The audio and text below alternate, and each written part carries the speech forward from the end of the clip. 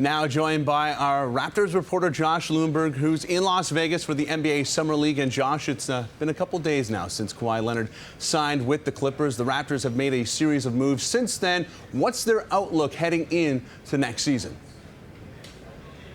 Well, first of all, there's no replacing Kawhi Leonard. And if people are expecting the Raptors to replace Kawhi Leonard, they're going to be disappointed. He's arguably the best player in the NBA right now, and he's the best player the Raptors have ever had. So guys like that just don't become available very often. Franchises go decades without ever finding a player like that. The Raptors had one for a season. They won a championship with him, but they always knew it was a realistic possibility that he could leave. So they were prepared for this.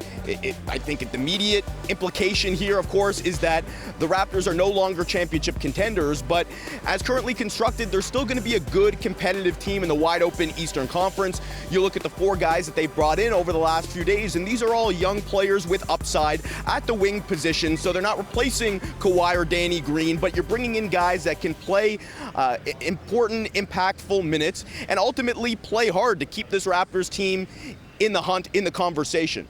Safe to assume then Pascal Siakam is now the focal point of their future. What about their signings, though, intrigues you the most, and what kind of team are they trying to build around him?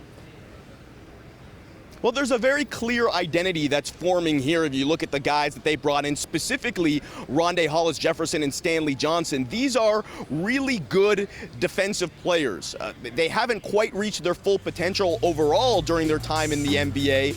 Offensively, these are guys that have struggled. They haven't quite developed as shooters. Hollis-Jefferson is a 22% career three-point shooter.